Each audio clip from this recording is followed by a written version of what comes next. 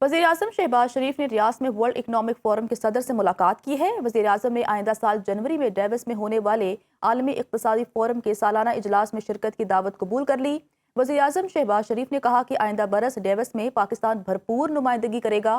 وزیراعظم نے پاکستان اور عالمی اقتصادی فورم کے مابین مضبوط روابط کو سراہا اور فورم کے عالمی سطح پر کاروباری اور جدت پسند نیٹ ورک کے ساتھ پاکستان کے تعلقات کو مزید گہرا کرنے میں دلچسپی کا اظہار کیا۔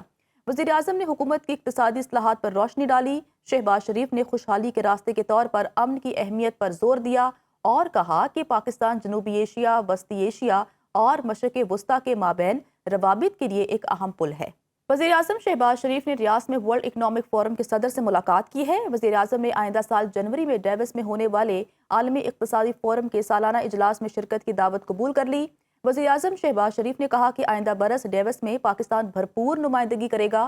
وزیراعظم نے پاکستان اور عالمی اقتصادی فورم کے مابین مضبوط روابط کو سراہا اور فورم کے عالمی سطح پر کاروباری اور جدت پسند نیٹ ورک کے ساتھ پاکستان کے تعلقات کو مزید گہرا کرنے میں دلچسپی کا اظہار کیا۔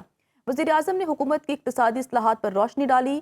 شہباز شریف نے خوشحالی کے راستے کے طور پر امن کی اہمیت پر زور دیا اور کہا کہ پاکستان جنوبی ایشیا، وسطی ایشیا اور مشرق وسطیٰ کے مابین روابط کے لیے ایک اہم پل ہے۔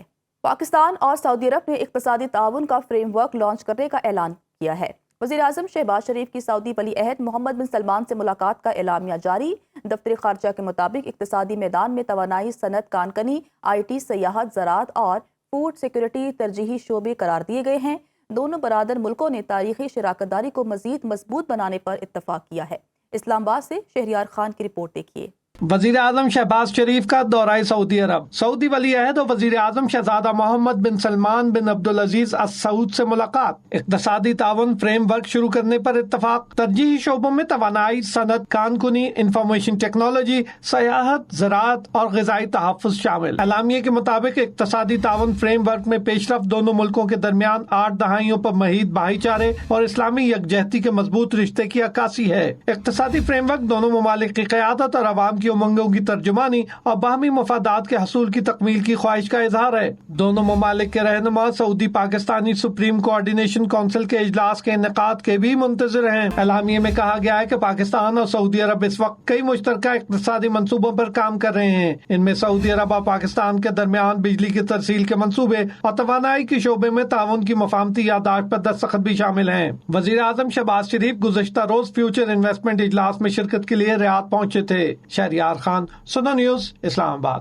وزیر اعظم شہباز شریف نے ریاض میں ورلڈ اکنامک فورم کے صدر سے ملاقات کی ہے۔ وزیر اعظم نے آئندہ سال جنوری میں ڈیوس میں ہونے والے عالمی اقتصادی فورم کے سالانہ اجلاس میں شرکت کی دعوت قبول کر لی۔ وزیر اعظم شہباز شریف نے کہا کہ آئندہ برس ڈیوس میں پاکستان بھرپور نمائندگی کرے گا۔ وزیر اعظم نے پاکستان اور عالمی اقتصادی فورم کے مابین مضبوط روابط کو سراہا اور فورم کے عالمی سطح پر کاروباری اور جدت پسند نیٹ ورک کے ساتھ پاکستان کے تعلقات کو مزید گہرا کرنے میں دلچسپی کا اظہار کیا۔